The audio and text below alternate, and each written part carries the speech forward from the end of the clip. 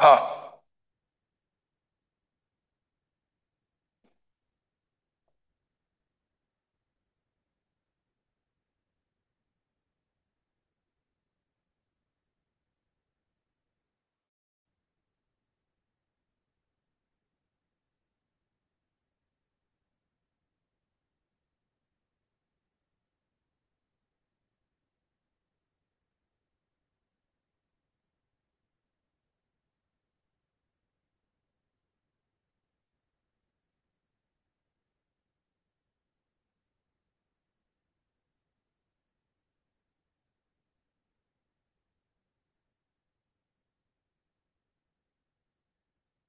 Complete आलाय.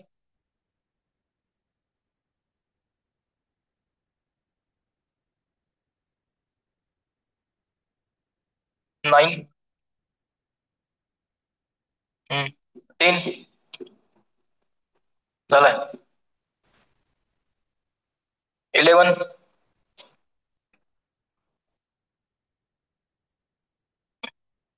झालं का? 12. नाही आहे. वर्क सांगा. एनर्जी. वर्क एनर्जी थेरम मध्ये सांगा. आवाज येतो का माझा ऑनलाईन लोकांना? हो. बरं.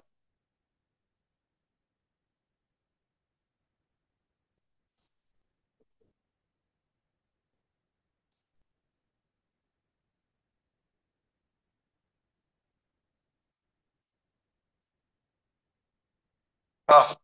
2. बर. 3. 4. 5. 6. 6 आलाय. 7.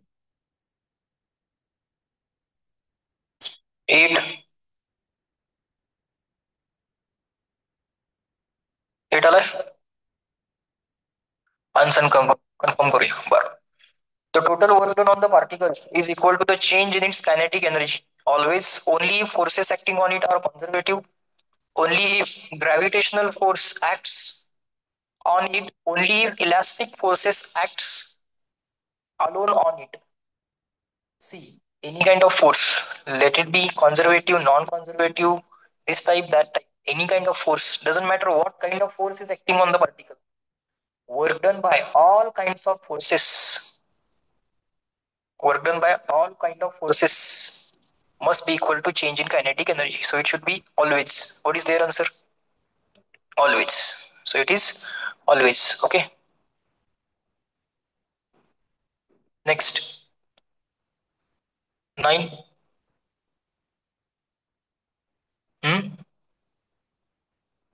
10. झालंय. 12. झालंय. 14. 15. 16.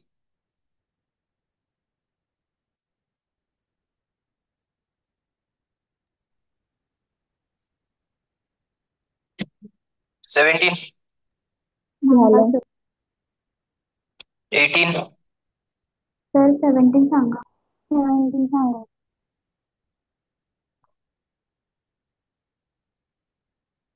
18 आलाय का बघा. सर 17 सांगा. एक मिनिट, तुमचा आवाज बारीक येतो. हा, जरा परत एकदा बोल. 17 सांगा. 17 सांगा. ओके. 17 बघा. A block weighing 10 Newton travels down a smooth curved track AB.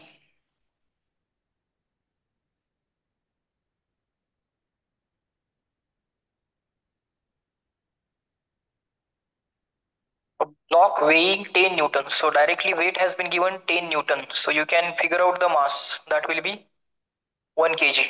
We will assume G is equal to 10. Travels down the smooth curved track A to B. This is a smooth track A to B. Okay.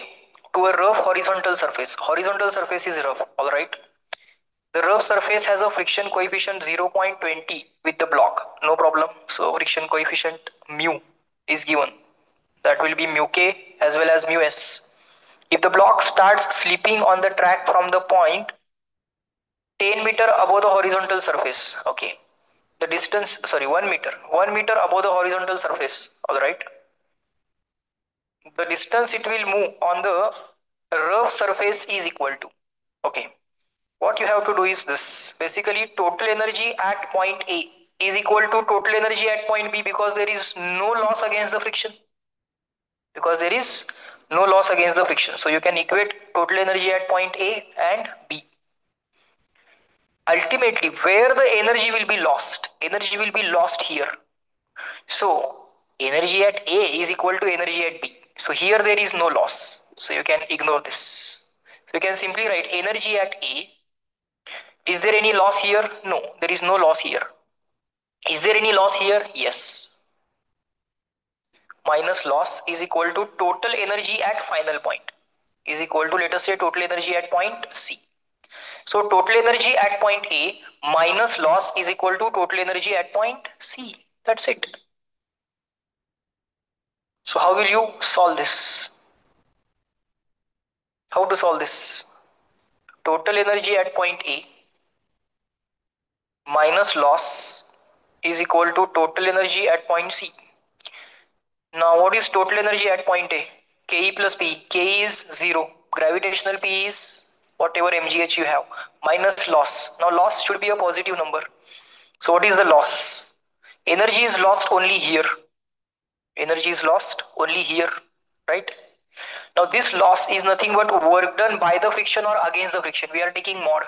So we are not bothered about work done by friction or against friction. Whatever work has been done against the friction will be a loss of energy. So magnitude of friction into displacement, whatever displacement, that distance, that displacement itself we have to calculate. Displacement between the points B and C into cos of angle between them doesn't matter. Whether you write cos 0 or cos 180, that doesn't matter. We are taking mod here. Loss should be a positive number. We are subtracting it. Is equal to total energy at point C. What is total energy at point C? Kinetic energy is 0. Potential is also 0. Okay, fine. Now, what you can do? This is a positive number. This is a positive number. This is a mod. Mod of positive number will be again a positive number. So you can calculate this displacement from B to C as mgh upon force of friction. So you can write mgh upon force of friction. What is force of friction? Mu into normal reaction or mu k into normal reaction. What is normal reaction? In the portion B to C, it is mg. So you can calculate, you can cancel mg and you can calculate h by mu. What was h? 1 meter. And what was mu? 0.2. So that shall be 5 meter. कळलं का? हो. Okay. Next. That was question number 17. Next, 18.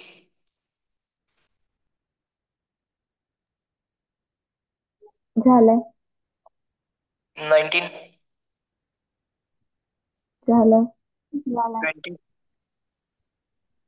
झालं. झालं. 21. झालं. 22. सांगा मला. 22 बघा.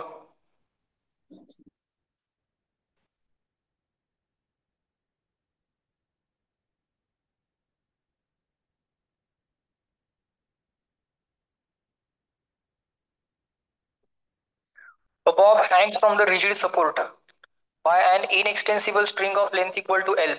Okay, if it is displaced through a distance L from the lowest position, keeping the string straight and then released, the speed of the bob at the lowest position is, okay. एक second.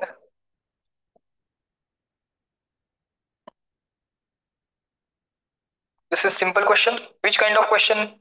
Which kind of logic you going to use here? Which concept? Huh? Conservation of energy. If it is displaced through a distance equal to L, okay, किती distance न displace केलाय ना ते सांगितलं. Initially it was vertical. Initially it was vertical like this. Now it is displaced through distance equal to L. So obviously it will form equilateral triangle. So what will be the angle of displacement? 60. It will be displaced actually by an angle equal to 60. So from this you have to draw the horizontal line. So let's say initial position is A, it is released, so it will follow a circular path and it will come here at point B. So you can write total energy at point A is equal to total energy at point B. What is that you need to find out? Speed at point B. What is the speed at the lowest position? Very simple. Point A, kinetic energy is 0. Point A, potential energy. To find point A potential energy, you have to take a reference somewhere. Let us take a reference is equal to point B or level of point B. Now you need to find out this height h. Can anyone tell me how to find this h?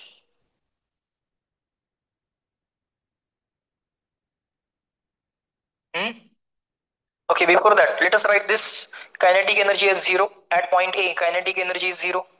Potential energy is mgh. At point B, kinetic energy is 1 half m velocity at b square plus potential energy 0. So you have to figure out this h. There is relation between h, l and theta. Let us write this not as 60. Let us write this general angle theta. What is the relation between h, l, theta?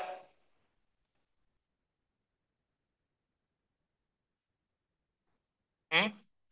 It is standard relation. In circular motion, we have solved this question. L minus L cos. L minus L cos theta. What is this? This distance, this hypotenuse is L. So this adjacent has to be L cos theta. This is H. This total is L. So H is always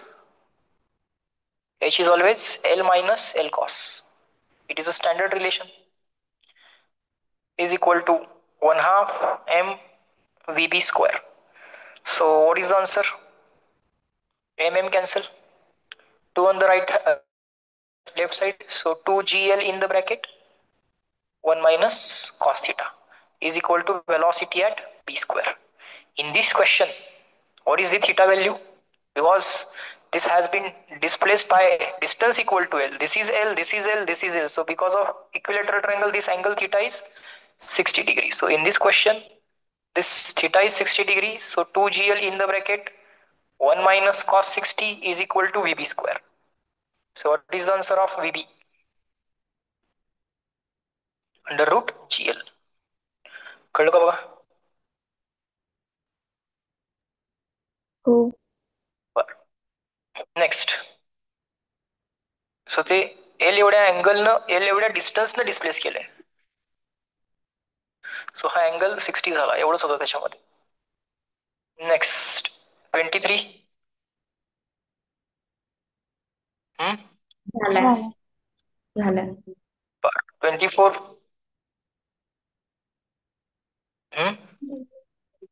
झालाय 25.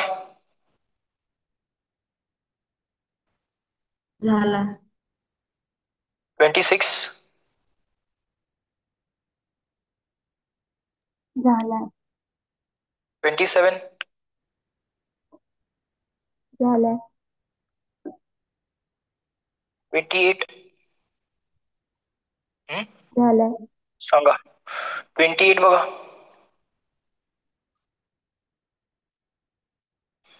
The potential energy of the system is represented in the figure. The force acting on the system will be represented by. Okay. Let us assume that work done by external force is equal to change in KE plus change in PE. So let us assume that work has been done in such a way that the particle does not accelerate. Particle does not accelerate means change in kinetic energy will be 0. So whatever work the external force has done will be utilized for changing the potential energy.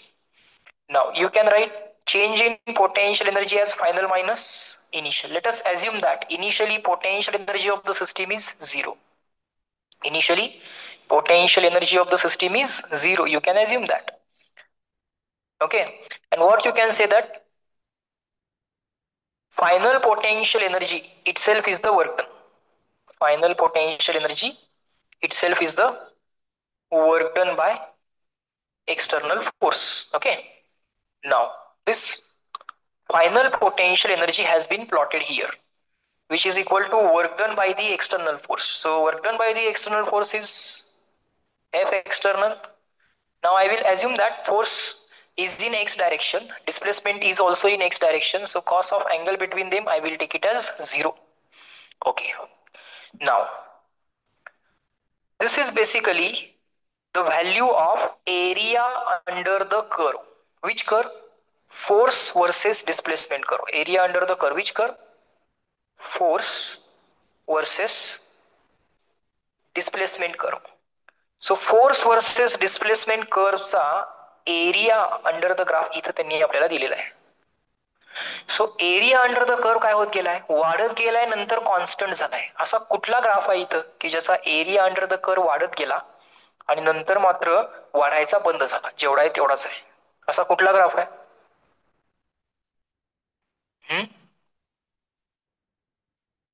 इथं आहे का बघा. बरं, area under the curve जो वाढलाय त्याचा वाढायचा rate काय आहे? कॉन्स्टंट आहे का?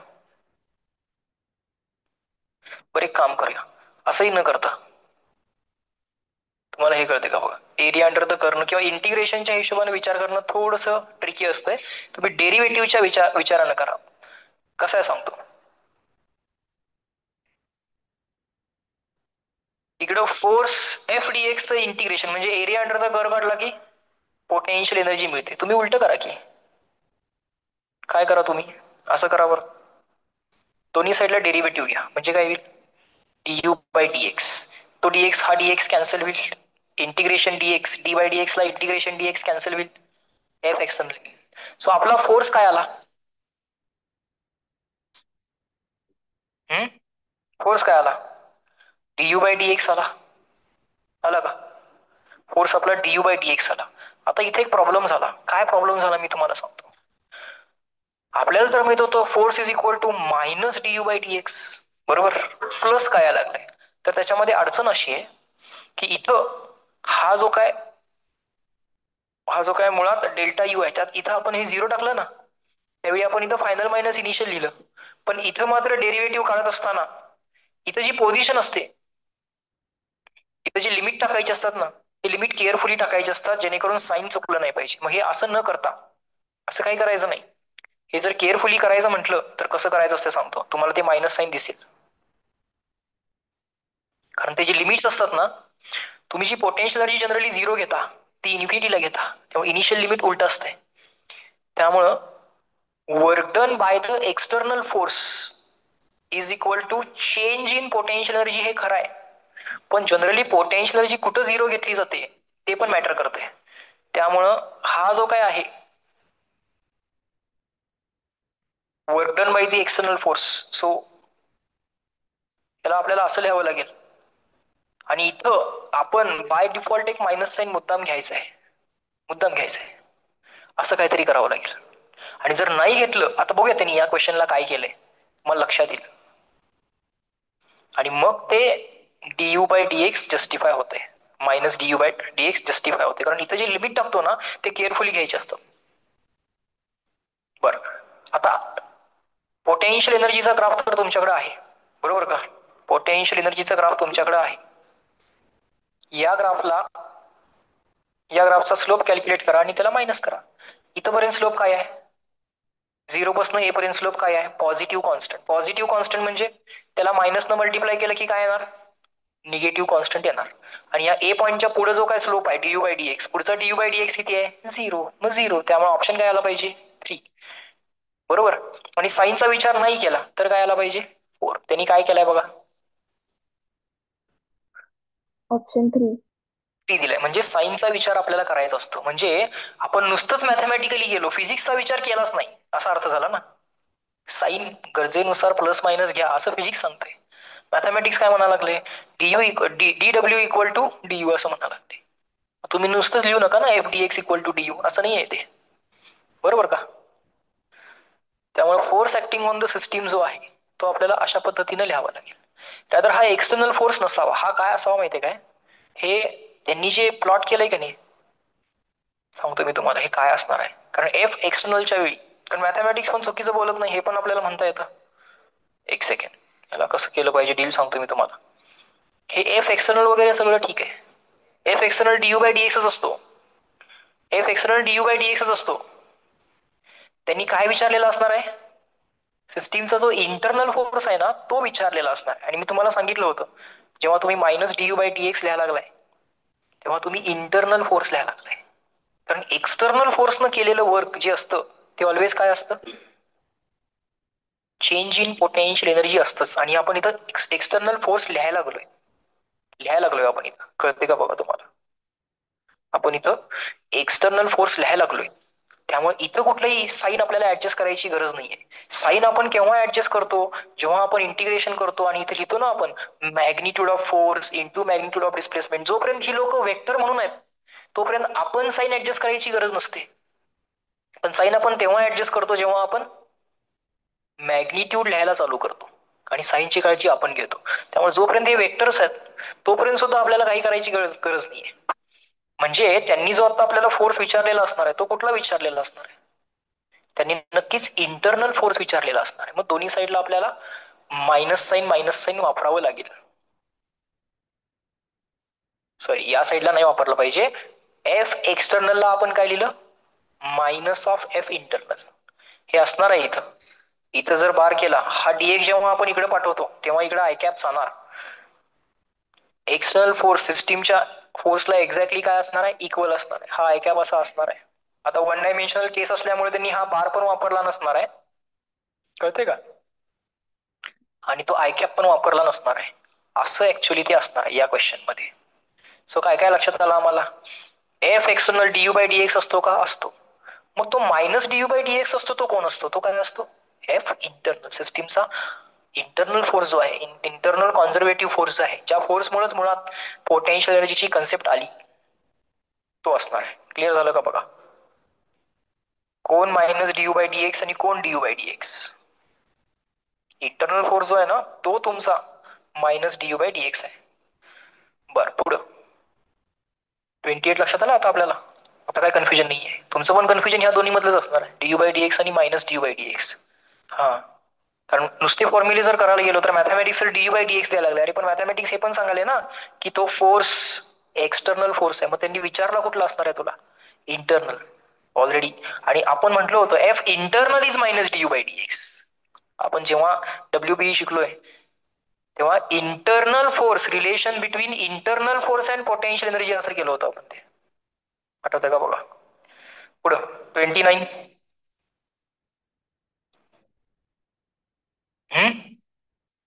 सांगा, which of the following graph is correct between kinetic energy, potential energy and the height h from the ground of the particle.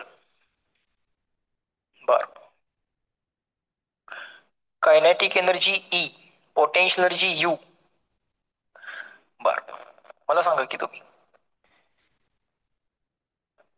Kinetic energy वाढत गेली की कमी होत गेली, कायनेटिक एनर्जी वाढत गेली की कमी होत गेली. हाईट वाढत गेली तेव्हा एक पार्टिकल आहे त्याला तुम्ही वरती फेका, पार्टिकलला वरती फेकत गेला तर त्याची कायनेटिक एनर्जी काय होत जाईल, हाईट वाढत गेली की कायनेटिक एनर्जी काय होत जाईल, कमी होत जाईल. सो कायनेटिक एनर्जीचा ग्राफ डिक्रीजिंग नेचरचा पाहिजे. डिक्रीजिंग नेचरचे कोण कोण आहेत, कोण कोण आहेत बघा डिक्रीजिंग नेचरचे. हा डिक्रीजिंग नेचरचा आहे, हा वाला आहे डिक्रीजिंग नेचरचा, हा तर गेला बरोबर. हा पण डिक्रीजिंग नेचरचा आहे आणि हा पण गेला. आता लिनियरली डिक्रीज होतं का कायनेटिक एनर्जी हाईट बरोबर, चेक करूया. कदाचित होतंय, एकदा कन्फर्म करूया. बरं, पोटेन्शियल एनर्जी हाईट बरोबर कशी इन्क्रीज होते तेच चेक करा. पोटेन्शियल एनर्जी हाईट बरोबर कशी इन्क्रीज होते त्याचा फॉर्म्युला लिहा. पोटेन्शियल एनर्जीचा विषय जर आपण बघितला तर पोटेन्शियल एनर्जी आपण ग्राउंडला 0 म्हणूया, ग्राउंडला 0 पीई म्हणूया. आणि for small height H potential energy काय असणार आहे, mgh. सो पीई कशाला प्रोपोर्शनल आली, एच ला. सो पीईचा ग्राफ तर असा आला की नाही, पीईचा ग्राफ तर असा आला की नाही. पीईचा ग्राफ असा आहे, टोटल एनर्जी तर तुमची कॉन्स्टंट असणार आहे. मग या ग्राफला सबट्रॅक्ट करा या ग्राफ मधनं, बरोबर का? 100 - 0 100 येणार, 100 - 50 50 येणार, आणि 100 - 100 0 येणार. म्हणजे ग्राफ 150 आणि 0 मध्ये, म्हणजे स्ट्रेट लाईन असणार. कुणाचा? कायनेटिक एनर्जीचा. कळलं का बघा? पोटेन्शियल एनर्जीचा वाय प्रपोर्शनल टू एक्स आला ना, मग कायनेटिकचा बरोबर असा खाली येणार. हा लिनियर, हा स्ट्रेट लाईन मध्ये वाढत गेला तर हा स्ट्रेट लाईन मध्येच कमी व्हायला पाहिजे, दुसरा काही ऑप्शन नाही आहे. म्हणून कुठला आला आन्सर? फर्स्ट. बरोबर. कळलं का? सरळ सरळ कळते.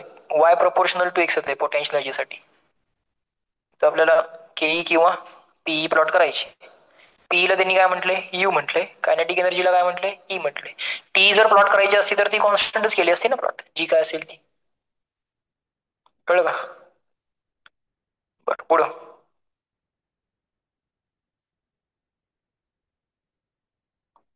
30.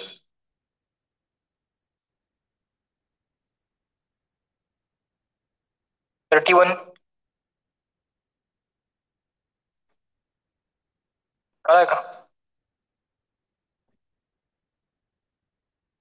कसं करताय सॉल्व तुम्ही? If the body loses half of its velocity on penetrating 3 centimetre, distance 3 centimetre घ्यायचं, वेलॉसिटी व्हीचं किती घ्यायचं? v/2 घ्यायचं. त्यातनं काय काढायचं? ऍक्सलरेशन किंवा डिसलरेशनचा आकडा काढायचा. एकदा ऍक्सलरेशन किंवा डिसलरेशन मिळालं, व्हीचं v/2 झालंय. आता v/2 चं 0 व्हायला किती? असं. कळलं का? कारण ऍक्सलरेशन एकदा कळालं की स्टॉपिंग डिस्टन्स काढता येते. इनिशियल स्पीड आणि ऍक्सलरेशन माहित असेल किंवा डिसलरेशन माहित असेल तर फायनल स्पीड 0 असेल तर स्टॉपिंग डिस्टन्स पुढचं काढता येते. बरं, पुढं. 32 आलाय का बघा?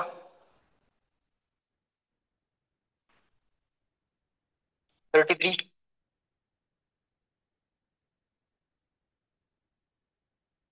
Mechanical energy conservation. 28 होता ना? पुढं. 1. आलंय. 1 आलाय. Negative of the work done by the conservative forces. बघा, negative of the work done by conservative force, या इंटरनल फोर्सचा निगेटिव्ह. कॉन्झर्वेटिव्ह फोर्सचा निगेटिव्ह म्हणजे काय? External force. So negative of work done by internal force म्हणण्यापेक्षा काय करा? Negative of work done by internal म्हणण्यापेक्षा काय म्हणा? External. External work done is equal to change in total energy. आता कसं कायनेटिक एनर्जी म्हणून चालेल? किंवा मग त्यांनी काय म्हणणार आहे? Work done. आता हे काय केलं त्यांनी? हे जे आपण लिहिलंय ह्याला काय म्हणणार आपण? त्यांनी काय दिले answer? Negative of work done by the conservative internal forces on a system equals the change in total kinetic. त्यांनी काय दिलंय? पोटेन्शियल. तेच तर दिले ना आपण. Negative of work done by internal म्हणजे काय? Work done by external. Work done by external काय आला? चेंज इन पोटेन्शियल आला. का? कारण ते जे काय वर्क झालंय ते एक्सटर्नल फोर्स आणि internal force exactly equal manage करून केलं गेलेलं आहे. म्हणजे विदाऊट एक्सलरेशन केलं गेलेलं आहे. मग जेव्हा जेव्हा वर्क विदाऊट एक्सलरेशन झालेलं आहे तेव्हा एक्सटर्नल फोर्सनं कायनेटिक एनर्जी चेंज केलेली नाहीये. काय केलेली आहे? पोटेन्शियल एनर्जी चेंज केली आहे. सो बेसिकली काय असतं मी तुम्हाला सांगतो. Work done by internal plus work done by external म्हणजे काय असतं? चेंज इन कायनेटिक एनर्जी असते. असं असतं ते बेसिकली. आता work done by internal, work done by internal असं म्हणण्यापेक्षा 2 वेळा निगेटिव्ह साईन वापरा. 2 वेळा काय करा? निगेटिव्ह साईन वापरा. 2 वेळा निगेटिव्ह साईन वापरलं तर काय होतं? Negative of work done by internal म्हणजे काय झालं? पोटेन्शियल एनर्जी कशी डिफाईन केली बघा. एक्सटर्नलच्या लँग्वेज मध्ये डिफाईन करायचीच नाही. पोटेन्शियल एनर्जी कशी डिफाईन करायची? Negative of work done by internal. Kinetic energy कशी डिफाईन करायची? कायनेटिक कशी डिफाईन करायची? Work done by all forces. All म्हणजे काय? Internal as well as external. Work done by conservative forces आणि बाहेरचे जे काय आहेत ते म्हणजे internal plus external is equal to change in K. KE अशी डिफाईन करायची आणि पी कशी डिफाईन करायची, इथे 2 वेळा निगेटिव्ह वापरायचं. 2 वेळा निगेटिव्ह वापरलं तर हे काय झालं, negative of work done by internal. म्हणजे काय झालं, negative of work done by internal म्हणजे काय, हा बाहेरचा मायनस ऍज इट इज, आणि negative of work done by internal म्हणजे चेंज इन पी. आलं का. मग सांगा बरं, वर्क डन बाय एक्सटर्नल आपोआप आलं की नाही, हा मायनस डेल्टा यू इकडे गेला. कळलं का बघा, delta K as it is. काय केलं मी तुम्हाला, कळलं का बघा, कळलं का तुम्हाला. केई कशी डिफाईन करायची, केई कशी डिफाईन करायची, किंवा चेंज इन केई कशी डिफाईन करायची, work done by internal plus external. P define करायसाठी काय करायचं, 2 वेळा मायनस साइन वापरायचं. पी डिफाईन करायसाठी 2 वेळा एक मायनस साइन वापरला आपण, बाहेरचा मायनस ऍज इट इज ठेवला. मायनस ऑफ इंटरनल म्हणजे काय, मायनस ऑफ डब्ल्यू इंटरनल म्हणजे काय, चेंज इन पी. आलं का. आणि हा W external as it is. आता हा मायनस ऑफ डेल्टा यू पलीकडे पाठवा, म्हणजे delta K plus delta U is equal to W external. हे पण जस्टिफाय झालं. सो आज आपल्याला ऍक्च्युअल डेफिनेशन पण कळाल्या कशाच्या, चेंज इन पोटेन्शियल एनर्जीच्या आणि चेंज इन कायनेटिक एनर्जीच्या. म्हणजे मुळात कायनेटिक एनर्जी ही कधीच नुसतंच वर्क डन बाय फोर्स म्हणायचं नाही. कायनेटिक एनर्जीचा जो काही चेंज आहे तो काय असला पाहिजे, work done by all forces, internal plus external, असं असलं पाहिजे. आणि पोटेन्शियल एनर्जी एक्सटर्नलच्या लँग्वेजमध्ये कधी डिफाईन करायचीच नाही. पोटेन्शियल एनर्जी जी डिफाईन कराल ना तुम्ही, डीयू, ती काय डिफाईन करणार आहे, minus of F internal into DX. So potential energy ही ऑलवेज इंटरनल कॉन्झर्वेटिव्ह फोर्सेसच्या लँग्वेजमध्ये डिफाईन करा, negative of work done by internal, असं करा. सो हळूहळू आपल्याला अजून गोष्टी जरा क्लिअर व्हायला चालू होतील बघा. नंबर 2, 2 आलाय का, 3, 4,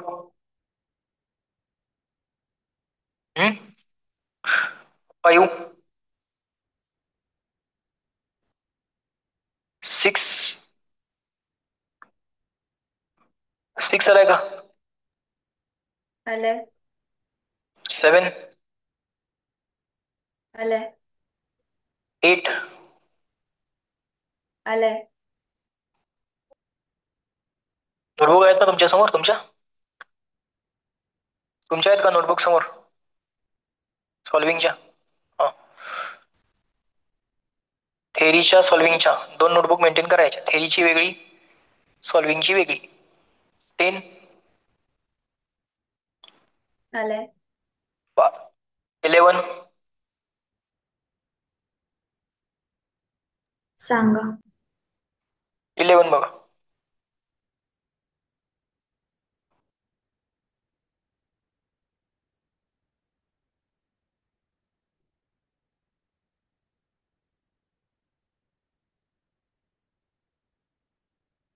An ideal massless spring S can be compressed 2 meters by the force of 200 newton. Ideal spring आहे, so F is equal to K X म्हणायला काय अडचण नाहीये. कॉम्प्रेशन किती आहे, 2, एक्स इज इक्वल टू 2 असताना किती फोर्स लागलाय, 200. याचा यूज करून काय करू शकतोय आपण, के काढू शकतोय. के किती येणार आहे, एफ अपॉन एक्स. एफ किती आहे तुमचा, 200. एक्स किती आहे, 2 मीटर आहे ना, आणि हा फोर्स न्यूटन मध्ये, काय अडचण नाही. के किती आला, 100 न्यूटन पर मीटर आला. The spring is placed at the bottom of the frictionless inclined plane which makes an angle of 30 degree. So एक inclined plane घेऊया, अँगल किती करूया, 30 डिग्री. इथं बॉटमला ठेवली आपण स्प्रिंग, ठेवली का, अशी बॉटमला आपण स्प्रिंग ठेवली. This spring is placed at the bottom of the frictionless inclined plane which makes an angle of 30 degree with the horizontal. 20 kg mass is released from the rest at the top of the inclined plane and is brought to the rest momentarily after compressing the spring 4 meter. Spring कितीनं compress झाली, 4 मीटरनं compress झाली. तेव्हा ब्लॉकची velocity इन्स्टंटेनियसली किती झाली, 0. पण equilibrium नसल्यामुळे ब्लॉक परत मागे जाणार, इक्विलिब्रियम मध्ये कुठेतरी असणार आहे. जिथं इक्विलिब्रियम असणार आहे ना, जिथं इक्विलिब्रियम असणार आहे तिथं होणार आहे तुमचा एमजी साइन आणि के एक्स एकमेकांना बॅलन्स. एमजी साइन आणि के एक्स एकमेकांना काय होणार आहे, बॅलन्स. आता तो कदाचित नसेल, त्यामुळे तो मोमेंटरी रेस्टला येणार आणि इम्बॅलन्स असल्यामुळे स्प्रिंग त्याला परत पाठवणार, असं काहीतरी होईल. A 20 kg mass is released from the rest at the top of the inclined plane and is brought to the momentarily rest after compressing the spring 4 meter. Okay.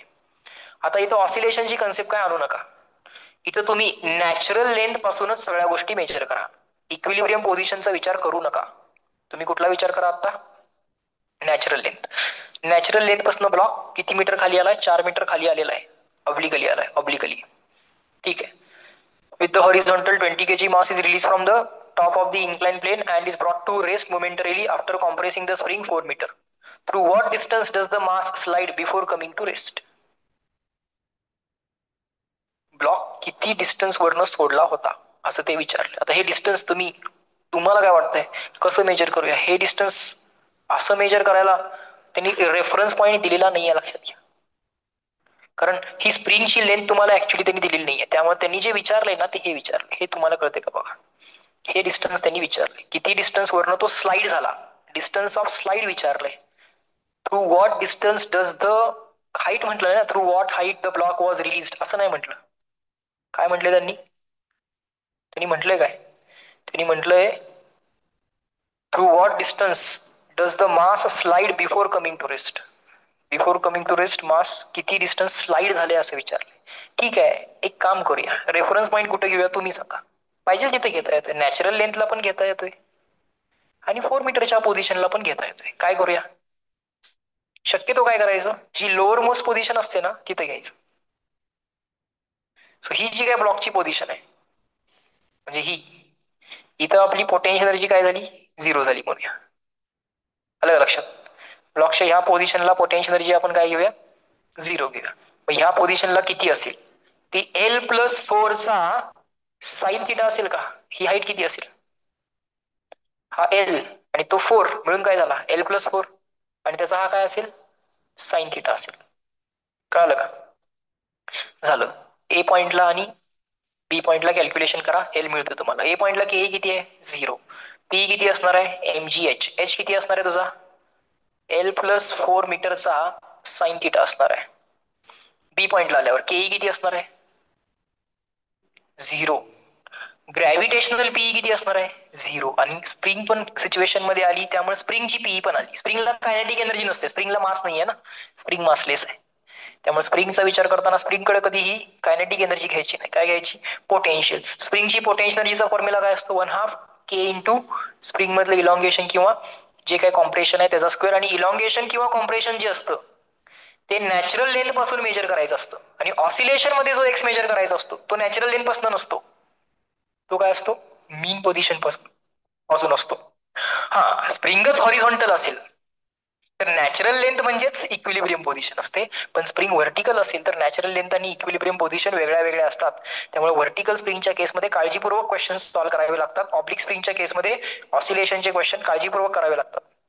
का बरं, कारण एक्स जो असतो स्प्रिंग वाला जो एक्स असतो, compression किंवा elongation ज्याला आपण म्हणतो, ज्याच्यानं रिस्टोरिंग फोर्स ठरतो, तो जो फोर्स असतो तो नॅचरल लेंथ पासूनच्या डिस्प्लेसमेंट वरती अवलंबून असतो. आणि ऑसिलेशन मधला जो एक्स असतो, ऑसिलेशन मधला जो एक्स असतो तो आपण लिहायचा कसा असतो, मीन पोझिशन पासून लिहायचा असतो. आणि मीन पोझिशन आणि नॅचरल लेंथ या वेगळ्या वेगळ्या असू शकतात.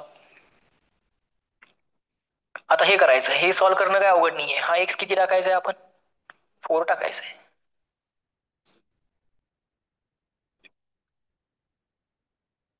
टोटल डिस्टन्स काढायचं आहे. काय म्हटले वाचूया मग कळेल. To what distance does the mass slide before coming to rest. Okay, आपल्याला टोटल काढायचं आहे, बरोबर, टोटल काढायचं आहे. मग ह्याला जर आपण एल म्हटलं तरी चालेल, ह्या सगळ्याला जर आपण एल म्हटलं तर काय अडचण नाही, काहीच नाही, बरोबर.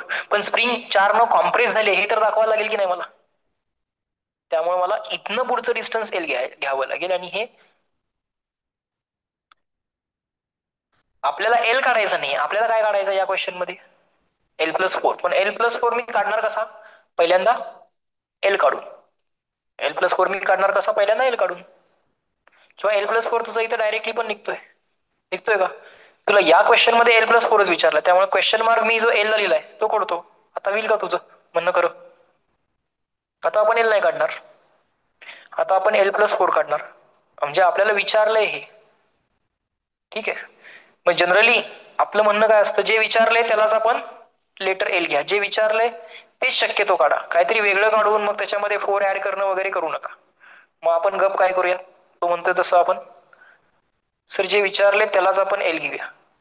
मग आता हे डिस्टन्सच L झालं, ही हाईट MGL साइन झाली. That's it. सरळ सरळ हा MG डिवाइड करायला पाठवा, साइन थिटा डिवाइड करायला पाठवा. 1/2 K इंटू इलॉंगेशन किंवा कॉम्प्रेशनला हवं तर तुम्ही फॉर टाइम बिंग या फॉर्म्युल्यामध्ये X म्हणा. So 1/2 KX square upon MG sine theta. K किती आहे बघा, ह्या X चा काय संबंध नाही, हा X वेगळा हा X वेगळा. ठीक आहे. सो ह्याला आपण X डॅश म्हणू हवं तर. K किती काढलाय आपण? 100. X तुमचा किती होता कॉम्प्रेशन किंवा इलॉंगेशन वाला, हा वाला X तुमचा 4 मीटर होता. डिवायडेड बाय मास त्यांनी दिलेला आहे का नाही, का मास कॅन्सल होतोय? नाही दिलाय, 20 kg मास दिलंय की. जी ची व्हॅल्यू 10 घेऊ. साइन थिटा म्हणजे साइन 30, तो किती होणार आहे? हाफ होणार आहे. 10 10 100 ला कॅन्सल झाला, आन्सर 8 यायला लागलाय. त्यांचं काय आलं आन्सर? 8 असंच केलं होतं का बघा? तुम्ही पण असंच केलंय का बघा? विचार कसा करायचा आहे समजतोय का बघा? काय जिथं सोल्युशन रिफर करावं लागेल तिथं तुम्ही रिफर करून ते समजून घ्यायचा प्रयत्न करा. नेक्स्ट 12. तो म्हणते ते पण खरं आहे, जे आपल्याला सर विचारले त्यालाच आपण शक्यतो काढलं पाहिजे. कारण परीक्षेमध्ये आपलं काय होतंय, L काढलं की आपण पटकन आन्सर टिक करणार, त्यामुळे L+4 काढायचं राहून जाणार, असंही होऊ शकते. त्यामुळे शक्यतो जे विचारले तेच व्हेरिएबल्स फर्स्ट टाइम मध्ये कसे निघतील याचा विचार करत चला. 12. झाले. 13. सांगा. 13 बघा.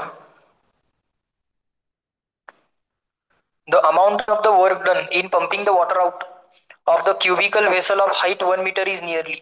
मला सांग, हे क्युबिकल वेसल आहे म्हणजे याचा बेस असणार आहे, याला हाईट पण असणार आहे, आणि या वेसलची हाईट किंवा कुठलाही बेस त्यांनी दिलेला आपल्याला किती दिलेला आहे? 1 मीटर. हे पाणी बाहेर काढायचं आहे आपल्याला, बरोबर?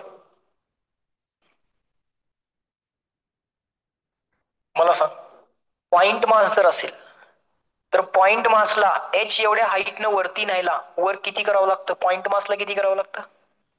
MGH करावं लागतं, बरोबर? हा सगळा जो काय बेस आहे, या बेसवरचे जे वॉटरचे पार्टिकल आहेत, हा जो काय लेअर आहे, हा लेअर आपल्याला बाहेर काढायचा म्हणजे किती डिस्टन्स न वरती न्यायचा आहे? 1 मीटर न वरती न्यायचा आहे. कळते का? पण जो मध्ये आहे ना, मधला जो लेअर आहे त्याला 1 मीटर न वरती न्यायचा आहे का? नाही, त्याला 1 मीटर न वरती न्यायचं नाहीये. आणि जो टॉपला आहे तो तर ऑलरेडीच वरती आहे, मग त्याला कुठे न्यायचं आहे का? नाही, म्हणजे त्या टॉप लेअरची डिस्प्लेसमेंटच 0 आहे. असा एक क्वेश्चन असतो बघा, एक एक चेन असते, एक टेबल असतो, टेबलवरती चेन हँगिंग असते, आणि सगळीच्या सगळी चेन जर वरती न्यायची असेल टेबलवर तर किती वर्क करावं लागेल असं विचारलेलं असतं. त्या केसमध्ये उत्तर MGL येत नाही. चेनची लेंथ जी आहे हँगिंग लेंथ ते येत नाही. त्या हँगिंग लेंथला काय करावं लागते? आपण 2 करावं लागते. कारण होते कसं बघा, तो टेबलवालाच क्वेश्चन आहे हा, फक्त एका वेगळ्या पद्धतीने मांडलाय.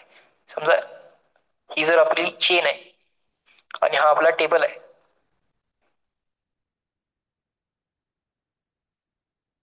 हा एक टेबल आहे, या टेबलवरती ही अशी चेन ठेवली आहे. आपण ही लेंथ किती घेऊया? L-X. ही लेंथ किती घेऊया? X. हा बॉटम वाला जो आहे ना, बॉटम वाला जो DX आहे त्याला तुला खरोखर X न वरती घेऊन जायचंय. प्रत्येकाला वेगवेगळ्या डिस्टन्स न वरती घेऊन जायचं हे लक्षात घ्या पहिल्यांदा. यातल्या प्रत्येकाला वेगवेगळ्या डिस्टन्स न वरती घेऊन जायचंय. त्यामुळं किंवा एक काम करूया, लेटर X जे आहे ना ते आपण रिझर्व करू, याला कॅपिटल L- स्मॉल एल म्हणू, आणि हँगिंग लेंथला काय म्हणूया? L म्हणूया. यातला एनी जनरल X एवढ्या डिस्टन्स न खाली असलेला, सॉरी त्याला हे टॉप पासूनचं डिस्टन्स आपण घ्यायचं X, ही जी काही छोटीशी थिकनेस आहे त्याला म्हणायचं डीएक्स, आणि ह्याचं जे काय मास आहे ते किती आहे डीएम. सो डीएम ला वरती न्यायला किती वर्क झालं ते काढायचं. डीएम ला वरती न्यायला किती वर्क झालं ते काढायचं. पण डीएम ला वरती न्यायला मी किती फोर्स लावला पाहिजे. डाऊनवर्ड फोर्स आहे एमजी, तर मी पण लावला पाहिजे एमजी. डाऊनवर्ड फोर्स आहे एमजी, तर मी पण लावला पाहिजे किती एमजीच लावला पाहिजे.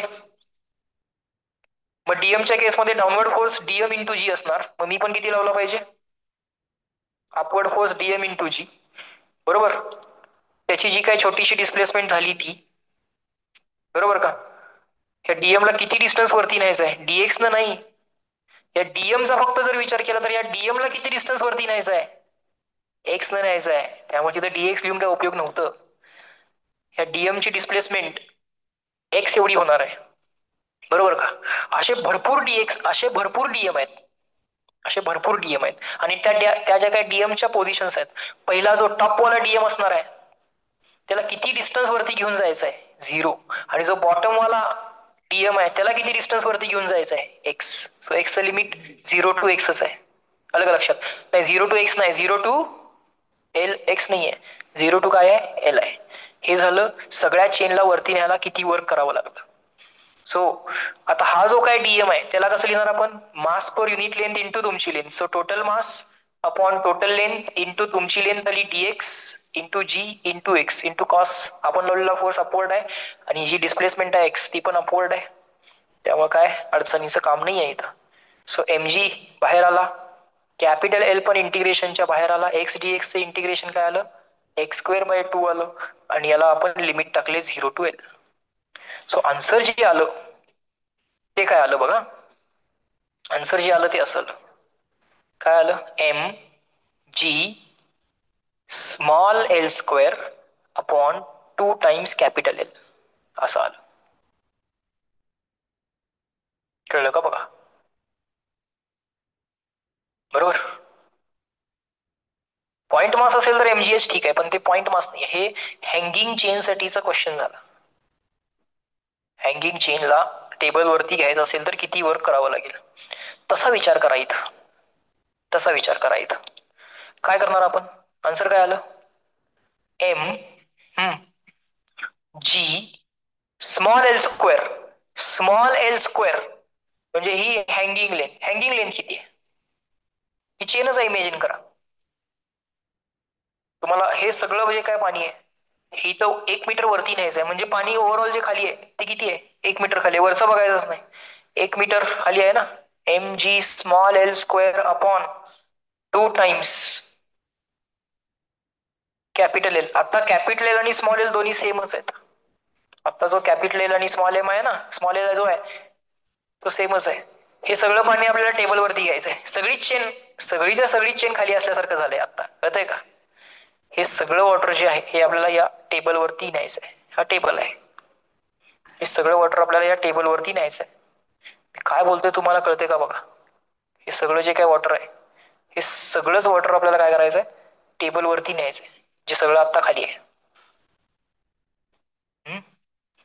सो असा क्वेश्चन आपल्याला चेंज करता आला पाहिजे. हे सगळं पाणी आपल्याला कुठे न्यायचंय टेबलवरती न्यायचं, असा विचार तुम्ही केला तरी चालेल.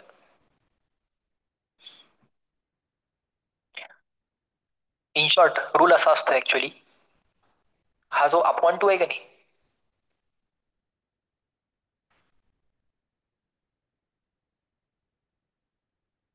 याला जरा रिअरेंज करू शकतो. इकडे बघा, नीट लक्ष द्या. हे मास पर युनिट लेंथ झालं, झालं का. मास पर युनिट लेंथ झालं. यातल्या एल स्क्वेअरला एल करा आणि एल करा, आणि हा जी असं लिहा, बरोबर. आणि तो जो 2 आहे ना तो इथं द्या. Mass per unit length into your length, याचा अर्थ काय झाला हँगिंग मास. आलं का लक्षात. Mass per unit length into तुमची लेंथ म्हणजे हँगिंग मास इंटू जी म्हणजे हँगिंग वेट. हँगिंग वेट सगळंच्या सगळं हँगिंग वेट कुठे घ्यायचं एल या डिस्टन्सला घ्यायचं नाही, बॉटमला घ्यायचं नाही, कुठे घ्यायचं मिडला घ्यायचं. सो असं केलं तरी चालतंय. Work done to lift the hanging part. Hanging part सगळ्याच्या सगळा कुठे घ्यायचा सेंटर ऑफ मासला घेऊन टाकायचं, चालतंय तसं केलं तर. कळलं का? हँगिंग पार्ट कुठे घेऊन टाकायचा? सेंटर ऑफ मासला घेऊन टाकायचा. मग आता तर क्वेश्चन सिम्पलच झाला. आता काहीच करू नका इथं. हा, सगळंच्या सगळं वॉटर कुठे घ्यायचं? वर्टनचा फॉर्म्युला काय आला? हँगिंग मास इंटू जी इंटू ओव्हरऑल जी काय हँगिंग लेंथ आहे त्याच्या अपॉन 2. हँगिंग मास सगळंच्या सगळंच वॉटर हँगिंग मास आहे. सो किती मास आहे आपल्याकडे वॉटरचं? 1 metre by 1 metre by 1 metre म्हणजे 1 मीटर क्यूब. 1 मीटर क्यूब म्हणजे 1000 लिटर. 1000 लिटर म्हणजे 1000 kg इंटू जी. लेंथ काय आहे? हँगिंग लेंथ काय होती? हँगिंग लेंथ काय होती? 1 मीटर होती. त्याचं 1/2 करून टाका. आन्सर किती आलं? 5000 जूल आलं. म्हणजे इथून पुढे हे क्वेश्चन काय होतील? आता ओरली होतील. हँगिंग वेटला पॉइंट मास मध्ये कन्वर्ट करायचं. हे हँगिंग मास कसं काढणार? Mass per unit length into your length, hanging length. ते सगळं मास घ्यायचं कुठं? बरोबर L/2 ला घ्यायचं. आलं का लक्षात? हे जे काय मास आहे हे घ्यायचं कुठं?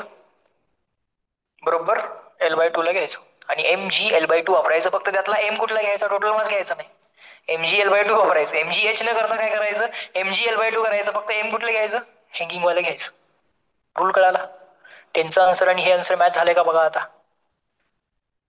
झाले ना हम्म. मॅच? जे आपण जो विचार केला तो बरोबर आहे.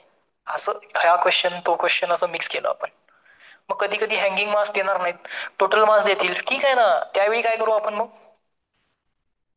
त्यावेळी काय करू? Mass per unit length into hanging length असं करू. पुढं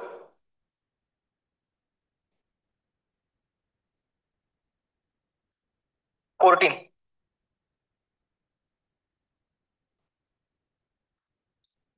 काय का 14?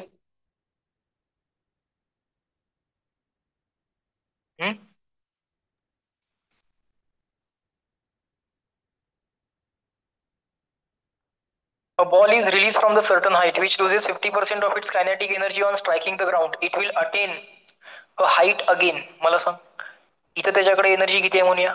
100. टोटल एनर्जी 100 आहे म्हणूया. बरोबर? टोटल एनर्जी किती आहे? 100.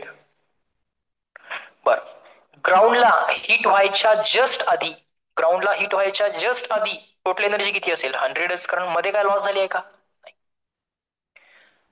ग्राउंडला हिट व्हायच्या जस्ट आधी हा 100 कसा डिवाइड झाला असणार आहे? Ke=100 आणि P=0 असा डिवाइड झालेला असणार आहे. बर, आता टॉपला हा 100 कसा डिवाइड झाला असणार आहे?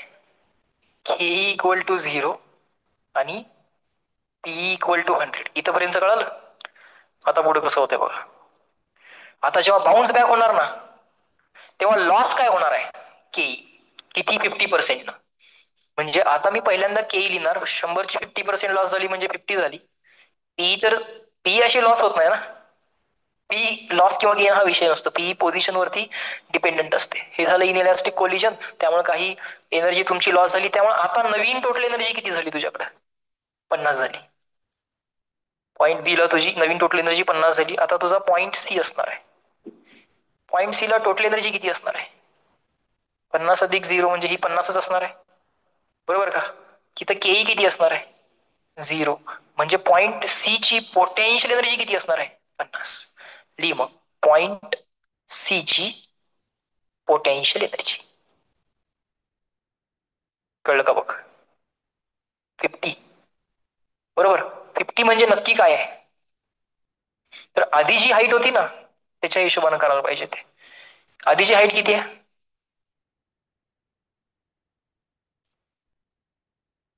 किती हाईट न फेकला होता तो? इनिशियल हाईटच्या लँग्वेज मध्ये लिहायचं आहे. ओके, आता हे 100 लिहायचं बंद करूया. हे 100 न लिहिता आपण काय लिहूया? KEPET असं लिहूया. इकडे बघ, केई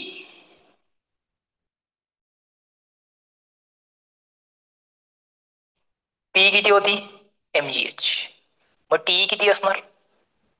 कसं लिहायचं बघे? mgh. कळतंय का? किंवा सिक्वेन्शियली सॉल्व्ह करत गेलेलं बरं. हे सगळं मांडत नको बसायला एवढं. असं नका करू. 2 मिनिटं. ते डायरेक्टली सॉल्व्ह होतं. एवढा काय कॉम्प्लेक्स करायचं काय कारण नाही आहे त्याला. मी एक जनरल फॉर्म्युला बनवायचा प्रयत्न करत होतो, पण नका बनवू. असा आपल्याकडे आहे. खाली जेव्हा आला तेव्हा त्याच्या केईची व्हॅल्यू किती असेल? आता आता एमजीएच ला आकडा म्हणून ट्रीट करा, बरोबर का? एमजीएच हा एक नंबर म्हणून ट्रीट करा. पी काय असेल? 0 असेल. आणि टोटल एनर्जी परत काय असेल? एमजीएच हा जो काही इनिशियल आकडा असेल तो असेल, बरोबर? कारण इनिशियल हाईटच्या लँग्वेज मध्ये लिहा म्हणून सांगितलंय. पुढं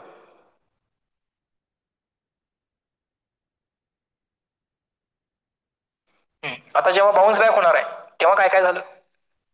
बाउन्स बॅक होणार आहे तेव्हा कायनेटिक एनर्जी 50% लॉस झाली. म्हणजे नवीन कायनेटिक एनर्जी मी लिहिताना काय लिहिणार? आता 50 नाही लिहिणार आहे मी. आता काय लिहायला लागलोय मुद्दाम?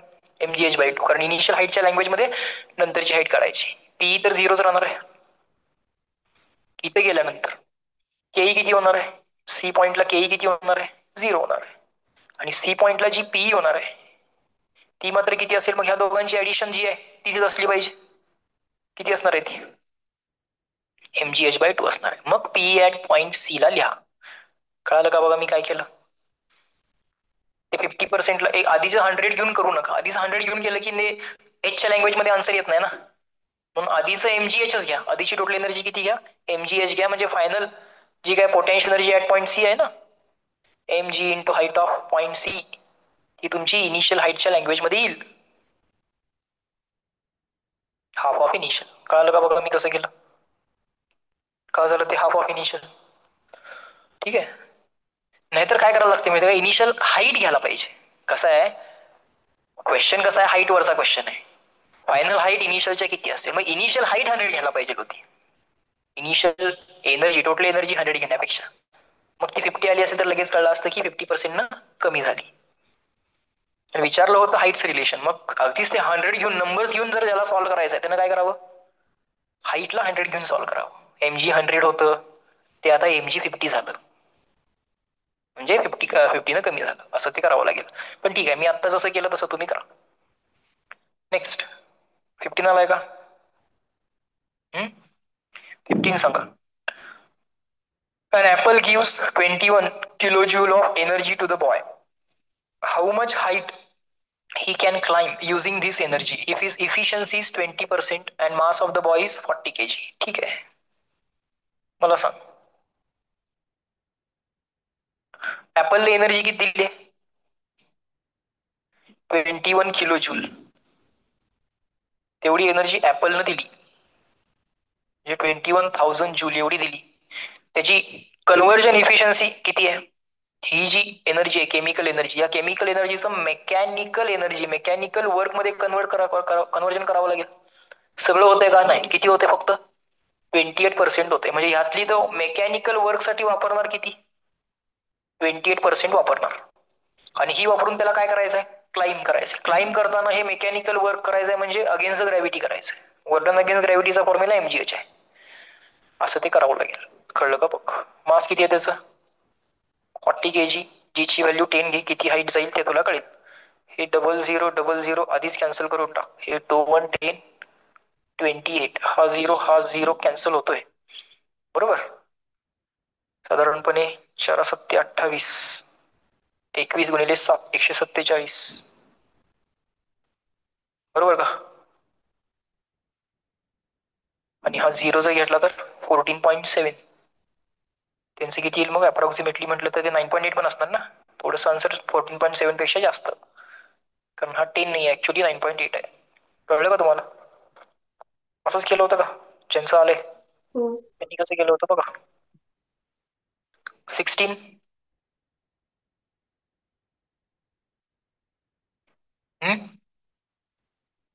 17. सांगा. When the spring is stretched by a distance equal to x, it exerts a force equal to so and so. आता ही नेहमीची स्प्रिंग नाहीये, थोडीशी वेगळी आहे. असं आहे का? The work done when the spring is stretched from this to this. Simple आहे. मला सांगा काय करायचं आहे? Work done by the spring काढूया किंवा work done against the spring काढूया, कुठलंही चालेल. आणि आता आन्सर्स पॉझिटिव्ह आहेत ना, त्यामुळे work done against the spring असणार आहे ते. समजा ही काय आपल्या स्प्रिंगची नॅचरल लेंथ. ओके, आधीपासून इलॉंगेशन किती आहे म्हणूया, 0.1. बरोबर का. Stretch from 0.1 metre to 0.2 metre, म्हणजे आधीपासूनचं एक इलॉंगेशन आहे का त्याच्यामध्ये 0.1 मीटरचं. आणि ते आम्हाला किती करायचं इलॉंगेशन, 0.2 मीटर करायचं आहे. नीट लक्ष द्या. हे जे डिस्टन्सेस किंवा हे जे इलॉंगेशन मेजर केले गेले, हे कुठनं मेजर केले गेले, नॅचरल लेंथ पासून मेजर केले गेले. आता स्प्रिंगनं लावलेला जो फोर्स असणार आहे तो असा असणार आहे, आणि आम्ही वर्क करताना जो फोर्स लावणार तो असा लावणार, जो स्प्रिंगच्या फोर्सला एक्झॅक्टली काय असेल, नंबर म्हणून इक्वल असेल. ठीक आहे. बरं, आपण आता work done by the spring force काढूया. आता work done by the spring फोर्सचा फॉर्म्युला आम्हाला माहित होता, काय होता, 1/2 kx square limits from x1 to x2. पण स्प्रिंगनं लावलेला फोर्स आणि डिस्प्लेसमेंट हे एकमेकांना अपोजिट असतात म्हणून ते साइन आपण मायनस वापरलं होतं. आणि हेच work done by the external force किंवा work done in elongating the spring, म्हणजे ऑफकोर्स ते स्प्रिंगने केलेलं नाहीये, एक्सटर्नल एजंटनं केलेलं आहे. त्यावेळी मात्र आपण काय करायचो, प्लस वापरायचो. अरे पण हे करत असताना फॉर्म्युला जो होता F इज इक्वल टू, तो kx होता. आता काहीतरी वेगळा आलाय, आलाय का फॉर्म्युला, काहीतरी वेगळा आला. F is equal to minus kx minus k1x, आणि इथं काय आलाय, मायनस k2 इंटू x⁻³ आलाय. ओके, मग kx ला असं रिलेशन तयार झालं होतं इंटिग्रेशन वगैरे करून, kx ला असं रिलेशन तयार झालं होतं. तर पहिल्यांदा हे जे रिलेशन आहे इथं काय रिलेशन तयार होईल, यासाठी काय तयार होईल, मायनस k2 तर ऍज इट इज राहील, आणि हा x³ जो आहे त्याचं इंटिग्रेशन केल्यानंतर काय होणार आहे, x⁴/4 होणार आहे. हा जो x आहे ह्याचं काय होणार आहे, x²/2. हाच तो kx²/2 आहे. इथं जे इंटिग्रेशन होणार ना, हा फाय म्हणजे k असणार आहे, आणि हा x इंटिग्रेशन केल्यानंतर x²/2 झाला आहे. आणि हा जो -16 आहे ना, तो k2 म्हणून घ्यायचा, आणि हा जो x³ आहे, x³ dx जे इंटिग्रेशन होणार ना, ते काय होणार, x⁴/4. सो हे होणार आहे इंटिग्रेशन ऑफ जो काय स्प्रिंगचा फोर्स आहे, जी काय डिस्प्लेसमेंट आहे, वेक्टर म्हणूनच करणार, जे काय आधीचं इलॉंगेशन आहे, जे काय नंतरच आहे. स्प्रिंगचा फोर्स आम्हाला वेक्टर म्हणूनच लिहूया आपण, -5x -16x² डॉट डिस्प्लेसमेंट काय आहे आपण, दिस इंटू हा जो काय फोर्स आहे हा दिस इंटू आय कॅप असणार, आणि डिस्प्लेसमेंट जी असणार आहे ती dx into i cap. I cap cancel करा, आयच्या कोइफिशियंटची मल्टिप्लिकेशन होईल डॉट प्रोडक्ट मध्ये. सो हा -5 इंटिग्रेशनच्या बाहेर आला, x dx इंटिग्रेशन झालं का x²/2, आणि त्याला लिमिट x1 x2 लावणार होतो आपण, आलं का -k इंटू x²/2. तसं हा -16 इंटिग्रेशनच्या बाहेर येईल, आणि इथे x³ आहे ना तुमचा, तो काय होईल, x⁴/4 होईल. आणि मग आता तुम्ही इथे लिमिट लावायची कसे, x1 पासून x2 पर्यंत. हे work done by the spring तुम्हाला मिळणार. ऑफकोर्स मायनस कॉमन घ्या पहिल्यांदा, इन द ब्रॅकेट काय आलं, π/2. अपर लिमिट लोअर लिमिट टाका, काय काय होते बघा. अपर लिमिट टाकलं तर किती होईल, 0.2 चा स्क्वेअर, लोअर लिमिटच्या वेळी 0.1 चा स्क्वेअर, π/2. मायनस ऑलरेडी बाहेर काढलाय, म्हणजे 16/4 आत राहिला. आता रेस टू 4 करायचा आहे, म्हणजे 0.2 चा रेस टू 4, आणि मग परत काय करायचं आहे, 0.1 चा रेस टू 4 करायचा आहे. ठीक आहे की, मायनस इन द ब्रॅकेट, हे work done by the spring आहे, हे 5/2. हे पॉईंट एक एक पॉईंट कॉमन काढला, पॉईंटचा स्क्वेअर कॉमन काढा, पॉईंटचा स्क्वेअर कॉमन काढला की काय होईल, 10⁻². आणि हे ब्रॅकेट मध्ये काय शिल्लक राहते, 4 - 1 म्हणजे किती होते, 3. 16/4 म्हणजे 4 झालं. पॉईंटचा रेस टू 4 कॉमन काढा, पॉईंटचा रेस टू 4 कॉमन काढला तर काय होते, 10⁻⁻4 होते. आणि इथं काय होईल मग, 15 होईल. So minus in the bracket. हा,